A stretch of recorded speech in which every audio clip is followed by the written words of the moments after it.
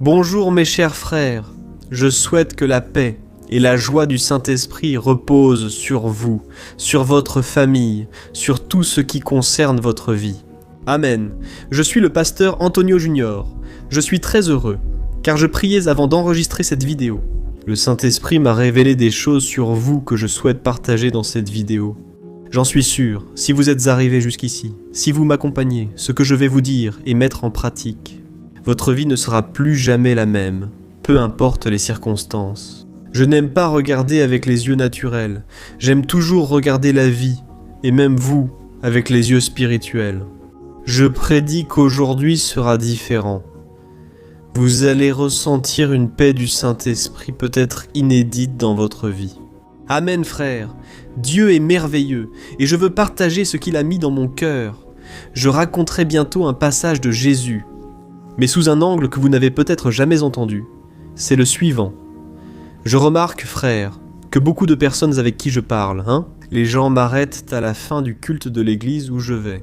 Les gens me disent qu'ils ont du mal à savoir quelle était la volonté de Dieu pour qu'ils puissent prendre les bonnes décisions. C'est comme si c'était un doute si fort que ça les empêche d'avancer. Elles ont très peur de... Vous êtes déjà passé par là, vous traversez peut-être cela en ce moment. Et là, je remarque autre chose. En plus de ne pas savoir ce qui est le mieux pour leur vie, comment faire les bons choix, souvent, elles sont encore blessées à l'intérieur. Elles souffrent encore, elles pleurent, elles ont des blessures ouvertes. À ce moment-là, beaucoup disent « Si tu es blessé, ne commence pas une nouvelle relation, soigne-toi d'abord. Si tu ne vas pas bien, ne lance pas de projet, reste tranquille, guéris-toi d'abord. » C'est ce que disent les gens, non. Mais tu sais ce que j'ai ressenti, mon frère. Je veux te dire une chose. La vie, elle ne t'attend pas. La vie n'attendra pas que tu sois complètement guéri pour ensuite t'offrir des opportunités. La vie ne fonctionne pas ainsi, mes frères. Elle nous bouleverse. Réfléchis. Tu peux pleurer aujourd'hui, être triste, toucher le fond. Mais les factures ne cessent pas d'arriver, n'est-ce pas? Les comptes ne vont pas t'attendre. Tes enfants ne vont pas arrêter de grandir. Tes parents, eux, vont continuer à avancer dans la vie. Alors mes frères, nous devons apprendre quelque chose au milieu de ce processus. Tu peux être en train de pleurer, tu peux aller aussi mal que possible. Mais Dieu attend que tu prennes une décision, que tu fasses un pas à la fois, que tu ne restes pas à pleurer dans ton coin sans rien décider. Tu sais pourquoi? Sinon, tu perdras les plans que Dieu a pour toi. Ton histoire défilera devant toi sans que les choses n'arrivent. Désolé de te dire ça, je sais que ce n'est pas facile. La vie n'est pas toujours juste, mais la parole de Dieu apporte une réponse. Quand la vie est injuste, tu peux t'appuyer sur les principes que la parole de Dieu t'apporte. Amen, frère. Je me souviens qu'il y a de nombreuses années, je devais prendre une décision concernant l'université que j'allais choisir. Et je me souviens que j'étais très triste, très mal, parce que j'avais d'autres soucis dans ma vie. Je souffrais encore à cause d'une relation que je venais de terminer. La jeune femme a tout simplement rompu avec moi sans raison, et je suis tombé au plus bas. Comme si cela ne suffisait pas, je devais travailler pour payer les factures. J'avais cette université dont la date d'inscription allait expirer et je devais prendre une décision. Frère, enfin pendant que je priais, je me souviens comme si c'était aujourd'hui Dieu. C'est comme s'il me secouait, qu'il me touchait et me disait « Mon fils, prends une décision. Fais ce que tu as déjà comme expérience dans ta vie. » Et alors j'ai commencé à me souvenir d'un passage qui se trouve dans Éphésiens, chapitre 6, verset 13, qui dit que nous devons revêtir toute l'armure de Dieu pour résister aux mauvais jours. Et après tout, que nous restions fermes et inébranlables. Tu sais ce qui se passe quand on traverse un mauvais jour, comme il est écrit dans ce passage? On veut rester allongé dans son lit, on veut ne rien faire. Et on espère encore que les autres nous comprennent, frères. Ce verset que je vous ai lu, quand je le lisais ce jour-là, Dieu m'a montré quelque chose. Après avoir tout fait, vous resterez alors inébranlables. Et alors Dieu m'a montré dans ce verset que je dois faire tout ce qui est nécessaire pour que je puisse rester inébranlable. Tu comprends? Si je veux résister aux mauvais jours, survivre et en sortir victorieux, je ne peux pas négliger les tâches quotidiennes. Alors, frère, j'ai relevé la tête, je suis sorti de ce lit et j'ai pris mes décisions. Je me suis inscrit à la fac, j'ai continué à travailler et je suis là aujourd'hui. C'est pour te fortifier, t'encourager. Rester paralysé ne sert à rien. Le monde ne va pas t'attendre, les gens ne vont pas t'attendre, alors tu dois prendre une décision. Je sais que ce n'est pas facile. C'est pourquoi je suis ici aujourd'hui, pour te montrer ce qui est arrivé à David et ce qui est arrivé à Jésus. Je vais te raconter 2 histoires et commencer la prière. Frère, le Saint-Esprit est déjà présent et ta venue n'est pas un hasard. Amen. Avant de commencer, abonne-toi rapidement à ma chaîne en cliquant sur le bouton « S'abonner » sous la vidéo. Une petite cloche va apparaître à côté, clique dessus et sélectionne l'option « Toutes ». Vérifie si tu l'as déjà fait, sinon tu ne recevras pas les notifications sur ton téléphone.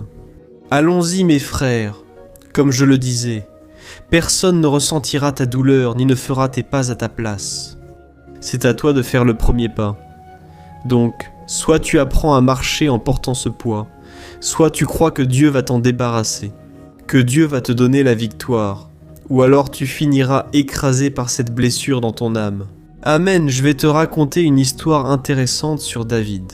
Et une chose que je remarque, c'est que beaucoup de gens regardent ces grands hommes de la Bible et pensent qu'ils étaient comme des super-héros. Tu vois ? Ces personnes croient qu'elles traversaient les crises sans rien ressentir ni verser de larmes. Ce sont les héros de la foi, les hommes qui ont accompli de grandes choses au nom de Dieu. Mais, frères, la Bible ne cache l'humanité de personne. Il suffit de commencer à lire de la Genèse à l'Apocalypse. Vous verrez que la Bible ne cache absolument rien. Aujourd'hui, nous allons voir l'un des moments les plus tristes de la vie du roi David, pour que vous compreniez bien la situation. Le propre fils de David, appelé Absalom, a décidé de faire un coup d'état contre son propre père pour le retirer du trône. Frères, essayez d'imaginer la douleur dans le cœur de David. Le fils qu'il a élevé, qu'il a tant aimé, voulait maintenant tuer son propre père. Il a commencé à faire en sorte que tout le peuple d'Israël se retourne contre son père. Frères, c'était si cruel, je ne peux même pas dire ce que David a ressenti alors David. Il a dû fuir sa maison à Jérusalem pour échapper à la mort voulue par son fils.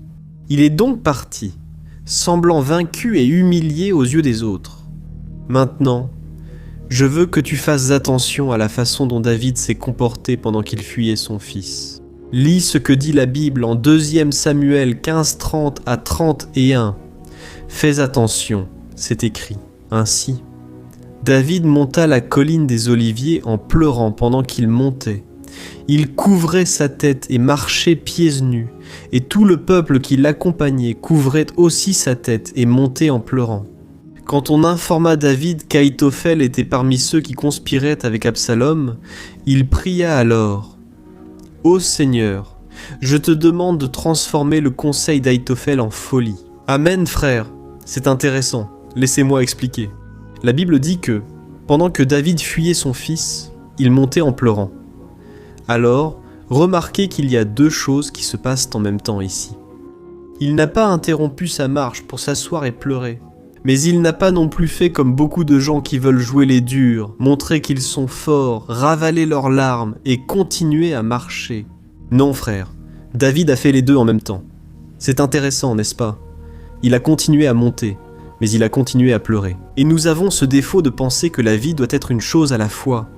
On se dit « Ah, pasteur, maintenant je vais m'occuper de ma tristesse, de mes blessures. Ensuite, je verrai comment va mon mariage et je reprendrai le travail comme avant, où on fera ainsi. Je vais d'abord gérer ce deuil, prendre du temps, puis reprendre les tâches à la maison. » Frère David, il a fait exactement le contraire. Il a continué à faire ce qui était nécessaire, ce n'était pas ce qu'il avait envie de faire. Et tu sais que tu as grandi spirituellement, mais aussi mûri émotionnellement, quand tu continues à faire ce qui doit être fait. Même en ressentant la même chose, en pleurant ou traversant des épreuves, il s'arrêtait pour pleurer, frère. Son fils l'a fait capturer en route. S'il montait la montagne sans pleurer, il deviendrait un homme froid, sec, et cette douleur exploserait en lui. Tôt ou tard, frère, j'ai déjà rencontré des personnes qui sont tellement calmes, tellement sereines, mais en réalité elles ne laissent pas sortir ce qu'elles ressentent. Et puis, soudainement, à un moment donné, elles décident d'exagérer. Elles décident de tout sortir. Et bien souvent, elles ne savent pas gérer leurs émotions à ce moment-là. Pourquoi ? Elles ont trop gardé la douleur en elles. Frère, nous avons des larmes, c'est justement pour ça. C'est pour pleurer, c'est pour laisser sortir. Et vous, les hommes qui m'écoutez ici, écoutez ce que je vais dire. Pleurer n'est pas un signe de faiblesse ni de manque de foi. C'est au contraire la preuve que tu as des sentiments. C'est merveilleux, frère. Hier même, je regardais une série avec ma femme sur une histoire de la Bible, frère. J'ai commencé à pleurer. Parce que c'est la chose la plus belle, même ma femme, tu vois. Elle a remarqué que je pleurais, et elle est venue me consoler. Mais frère, les histoires de la Bible sont fascinantes. J'en suis passionné, et je sais que pleurer n'est pas une faiblesse. La Bible dit que David est monté sur le mont des Oliviers. Et ce n'était pas une promenade tranquille, mais une montée longue, difficile et raide. Toi qui connais Israël, tu sais, j'y suis déjà allé, frère. Ce n'est pas facile, et David était sûrement pieds nus. La Bible. Il couvrait sa tête pour montrer son profond deuil. Imagine les pierres coupant ses pieds, ce soleil brûlant son cœur en morceaux à cause de la trahison de son propre fils. Mais malgré tout, il a fait ce qu'il devait faire. Et je sais que peut-être tu es là à te demander « Mais pasteur, j'ai déjà essayé de faire ça, pasteur. Je me suis déjà confié, j'ai montré mes sentiments, mais je n'ai plus la force d'avancer, pasteur. Que faire? Doit-on continuer? » Ici, frère, la réponse est au verset 31 de ce passage biblique. La Bible dit que, pendant que David montait en pleurant, une autre mauvaise nouvelle est arrivée. Un homme appelé Achitophel était le conseiller le plus intelligent de David, son bras droit. Oh mes frères, David faisait confiance à cet homme les yeux fermés. Ils avaient déjà traversé beaucoup de choses ensemble, mais soudainement, cet homme est passé du côté de l'ennemi. Il a commencé à le soutenir. Absalom, fils de David, mes frères, David a enduré de grandes douleurs, mais voyez ce qu'il a fait. Il a simplement prié. Il a dit « Dieu, fais que les conseils de cet homme, Ahitophel, deviennent de la folie. » C'est-à-dire, Dieu, déjoue les plans de cet homme, ne laisse pas la méchanceté de cet homme prévaloir. Avez-vous compris le secret? Mes frères, la douleur ne doit pas nous paralyser, mais nous pousser à prier et demander à Dieu de nous protéger et de confondre les plans de l'ennemi. Imaginez une situation similaire dans la vie quotidienne. Une femme apprend qu'elle souffre d'une maladie grave, comme un cancer ou une tumeur, et à ce moment-là, son monde s'effondre.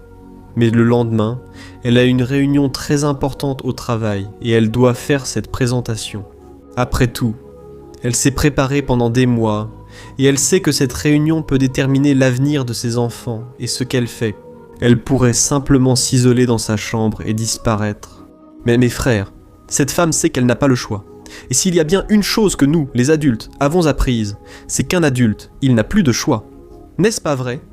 Alors elle pleure simplement. Elle cherche Dieu dans la prière. Mais le lendemain, elle y va et elle fait la présentation comme si de rien n'était. Et ce n'est pas faire semblant que tout va bien. Ça n'a rien à voir avec ça. C'est avoir la maturité de savoir gérer ses sentiments, ses problèmes personnels, sans laisser sa vie s'arrêter. Amen. Alors, j'ai ressenti très fort de vous apporter ce message. Et je sais aussi que Jésus a traversé la même chose. C'est intéressant, n'est-ce pas, frère? La Bible contient des passages de l'Ancien Testament qui se connectent avec le Nouveau Testament. C'est intéressant de voir que Dieu nous donne toujours des messages à travers sa parole, qui servent pour tous les moments de notre vie. David, par exemple, il aurait pu demander « Enlève cette tristesse de mon cœur pour que je puisse prier avec plus de ferveur, avec plus de foi. » Mais non, frère, David a prié avec tristesse et le cœur lourd. Il n'a pas demandé à Dieu d'enlever sa douleur, mais d'agir dans cette situation difficile, même s'il était très triste. Lis juste un autre passage avec moi ici, puis prions ensuite. Regarde ce que la Bible dit dans Luc, chapitre 22, des versets 39 à 44. Voyons cela. Le moment le plus décisif pour l'humanité, c'est le moment où Jésus a pris la décision la plus complexe de toutes. Regarde ce que la Bible dit. Accompagné de ses disciples, Jésus est sorti et comme d'habitude, il s'est rendu au mont des Oliviers.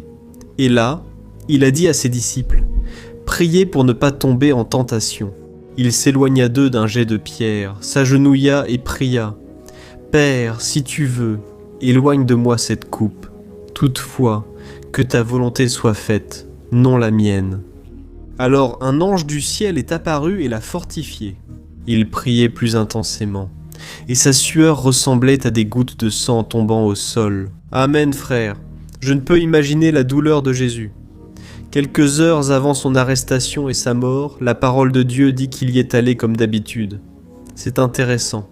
Le mont des Oliviers était l'endroit où Jésus parlait avec son Père. Et que s'est-il passé là-bas? Jésus a subi une telle pression que ses vaisseaux sanguins ont éclaté. Et la Bible dit que sa sueur ressemblait à des gouttes de sang tombant au sol. Les scientifiques disent que c'est le niveau le plus élevé d'agonie qu'un être humain puisse ressentir. Alors, Jésus a-t-il ressenti de la terreur à ce moment-là, frère? Il a ressenti. Est-ce qu'il a ressenti une profonde tristesse? Il a ressenti, frère. Et il a lui-même dit que son âme était triste jusqu'à la mort. Mais regarde comment c'est. Semblable à ce qui est arrivé à David, Jésus a aussi ressenti toute la douleur, il a prié avec agonie, il en est venu à suer du sang. Mais juste après, la Bible dit qu'il est allé à la rencontre des soldats. Il n'a pas fui, frère de la bataille, il n'a pas fui les défis, il est allé à la rencontre de Judas, qui allait le trahir. Il n'est pas resté là, à terre, vaincu par ses sentiments, par la faiblesse qu'il ressentait. Cela me montre, frère, que le mont des Oliviers est un lieu de passage, où l'on peut être brisé intérieurement. Tu peux pleurer tout ce que tu as à pleurer, mais parle à Dieu de tout ton cœur, alléluia, et tu recevras la force de continuer ta mission, parce qu'il est écrit ici, « Oh, que l'ange du Seigneur est venu fortifier Jésus, alléluia. » Quel que soit ton ressenti aujourd'hui, l'ange de Dieu va te fortifier. Je crois qu'il y a des personnes ici qui pleurent déjà et qui sentent la présence de Dieu parce que la parole est venue comme une flèche dans leur cœur. J'ai un autre message pour toi. Le psaume 126 versets 5 et 6 contient une promesse pour toi. Il est écrit là-bas que ceux qui sèment avec des larmes récolteront avec des chants de joie, et ceux qui pleurent en jetant les semences reviendront en portant la moisson dans leurs bras. Alléluia, mes frères. À plusieurs moments de ma vie, j'étais triste, j'étais au fond du gouffre, mais je n'ai pas arrêté de prier. Je savais que ma seule réponse, la seule issue à tous mes problèmes, et surtout pour mon âme elle-même, s'appelait Jésus-Christ, et j'ai continué à crier vers lui. Bien souvent, je restais triste, découragé. Même les personnes qui ne servent pas Dieu remarquèrent la tristesse dans mon cœur. J'ai persévéré, et aujourd'hui je t'affirme que Dieu te donnera aussi la victoire.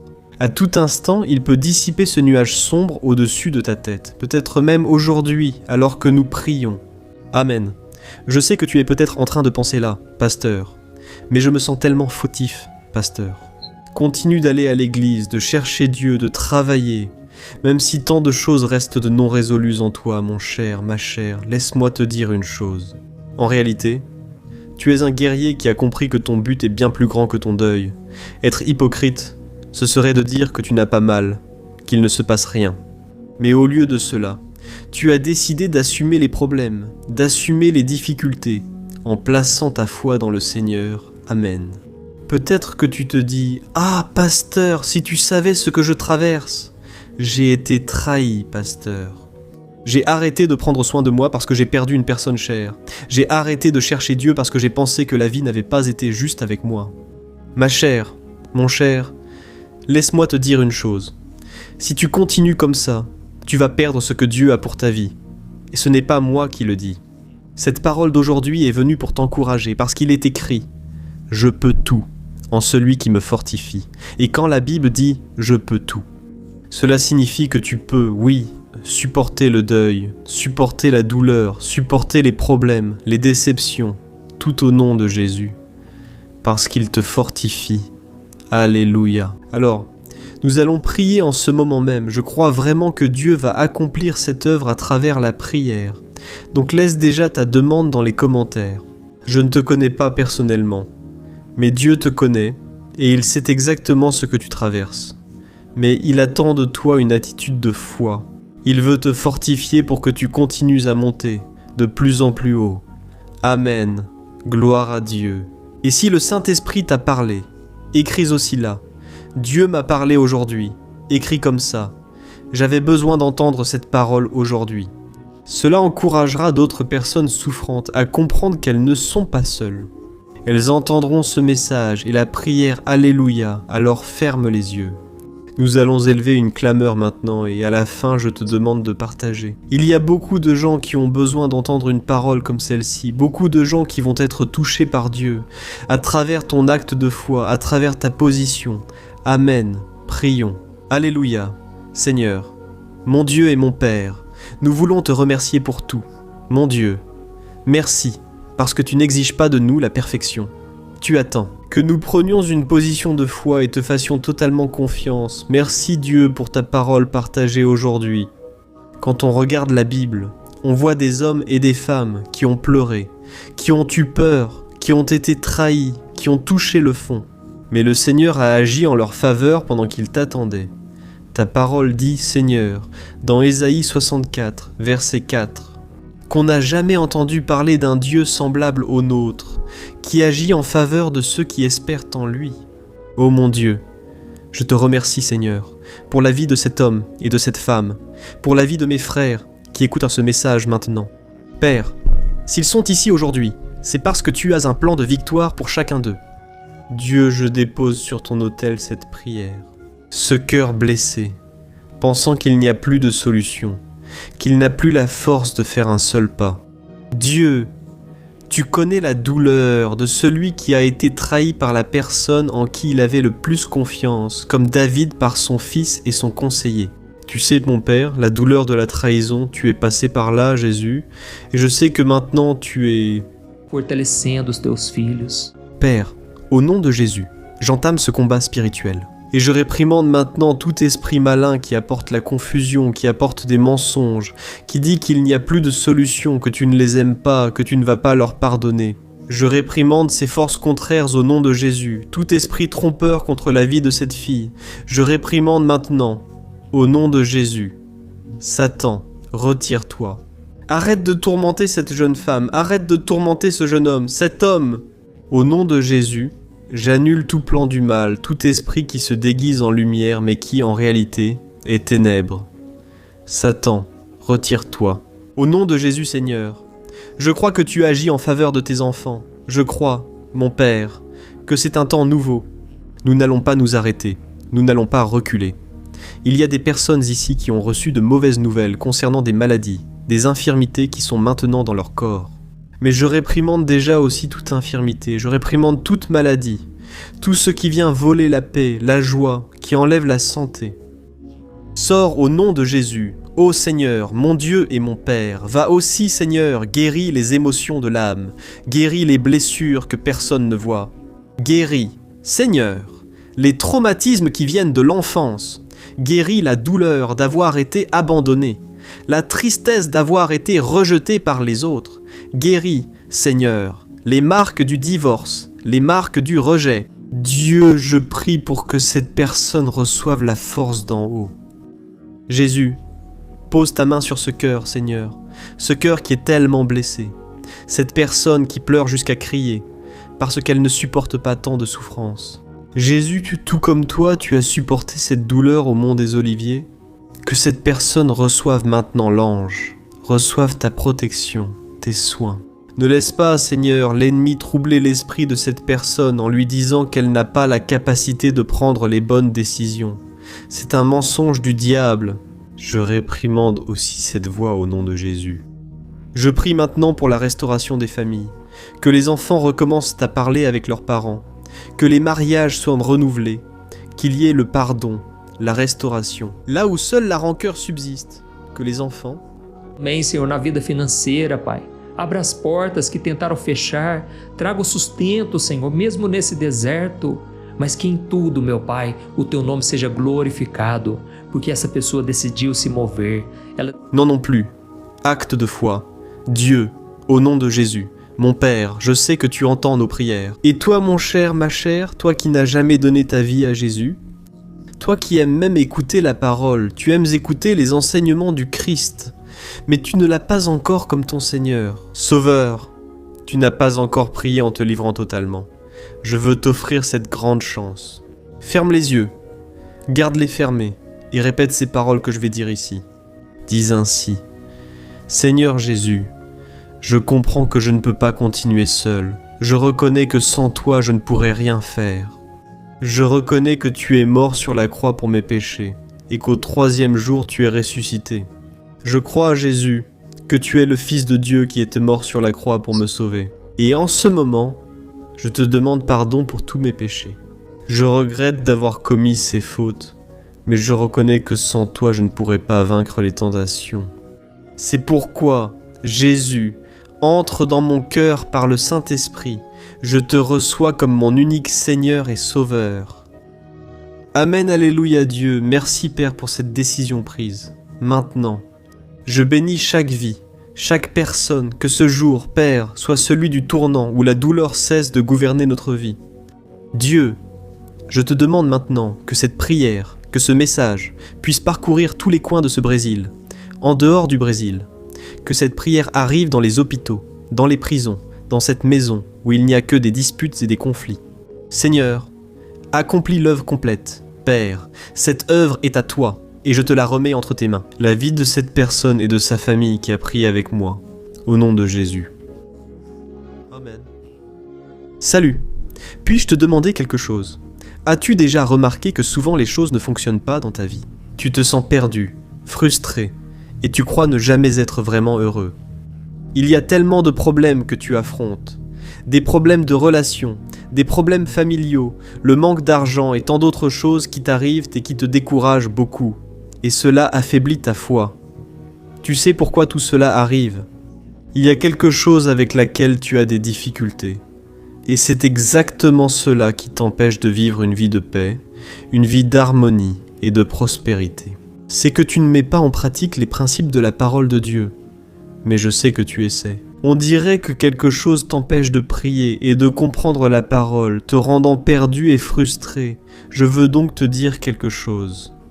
Des milliers de personnes ont déjà rejoint le mouvement que j'ai créé, Journal de la foi. Elles grandissent spirituellement, améliorent leurs relations, et leur vie devient bien plus heureuse et bénie. J'ai déjà vécu ce que vous traversez, et je comprends votre douleur. Je me sentais aussi perdu, sachant que je devais prier et lire la Bible, mais je n'y arrivais pas et cela me frustrait. Après de nombreuses luttes, j'ai trouvé une façon de progresser avec Dieu. Dès que j'ai réussi, ma vie a totalement changé. La transformation a été telle qu'aujourd'hui, j'aide des milliers de personnes chaque jour. Je veux que tu t'engages, d'abord avec toi-même puis avec Dieu, à suivre tout ce que je vais dire dans cette vidéo, d'accord ? La première chose que tu dois faire, c'est prier et lire la Bible de la bonne manière, pour qu'elle touche ton cœur, apporte le changement espéré et transforme aussi ton comportement. Je sais que souvent tu ne sais pas comment agir, parce que ton cœur est très triste, affligé, angoissé et perdu. Je sais aussi que souvent tu es frustré parce que tu n'as pas la force d'aller de l'avant. J'ai aussi vécu comme ça pendant de nombreuses années, et je sais exactement ce que c'est. Avant, je ne voyais pas la parole de Dieu de façon simple et pratique. Et ce parcours a transformé ma vie à un tel point qu'aujourd'hui je suis ici, aidant des milliers de personnes à trouver la paix, l'harmonie et la direction. Frère, je ne pouvais pas garder cela pour moi ni retenir cette connaissance. C'est pourquoi j'ai écrit 3 livres qui en sont la base, pour apprendre cette méthode simple pour chercher Dieu et obtenir des résultats. Le premier livre est « Le moment avec Dieu ». Il va nourrir votre esprit d'une telle manière que vous allez ressentir un très grand désir de chercher Dieu. Dans ce livre, vous allez comprendre la parole d'une manière très simple et cela va renforcer votre foi en lui. Vous allez lire un message pour chaque jour de l'année, en rappelant que tous ces messages sont divisés par thème, pour accéder directement à cette parole essentielle. Le deuxième livre est Vie de prière. Ce livre va changer vos sentiments, il va guérir vos émotions, il va donner une direction à votre vie. Vous allez remarquer que votre quotidien sera beaucoup plus léger. Parce que la prière, elle apaise notre cœur, elle soulage notre âme. Amen. Et dans ce livre aussi, vous trouverez une prière pour chaque jour, et elles sont toutes également classées par thème. Par exemple, il existe des prières pour l'anxiété, la dépression, l'angoisse et la culpabilité. Vous qui devez prendre une décision aujourd'hui, enfin, toutes ces prières vont vraiment vous fortifier dans votre marche avec Dieu. Et enfin, il y a le livre Minutes de paix. C'est le livre qui va changer vos attitudes, et il va vous guider pour que vous ne vous sentiez plus jamais perdu. D'accord. Le livre Minutes de paix propose des tâches simples et rapides à intégrer dans votre quotidien. Après tout, la Bible dit que la foi sans les œuvres est morte. Amen. Et comme je veux que vous ayez tous accès à cette nourriture spirituelle quotidienne, je mets ces 3 livres à disposition au format numérique, pour que vous puissiez y accéder où que vous soyez, que ce soit sur votre téléphone portable ou sur votre ordinateur. Et tout cela, mes frères, pour un prix totalement abordable. Et vous contribuerez également pour que notre ministère atteigne encore plus de personnes avec le message de l'Évangile. Accédez simplement au site www.jornadadafoi.com.br affiché ici à l'écran. Ou alors, vous pouvez cliquer maintenant sur le lien qui se trouve juste ici, en dessous de la vidéo, dans la description. D'accord, c'est très rapide, c'est sécurisé, et vous recevrez tout de suite mes 3 livres numériques dans votre email. Pour que vous puissiez commencer votre transformation dès aujourd'hui. D'accord ? Alors, cliquez sur le lien qui se trouve juste ici, en dessous de la vidéo. Que Dieu te bénisse puissamment. Grande accolade.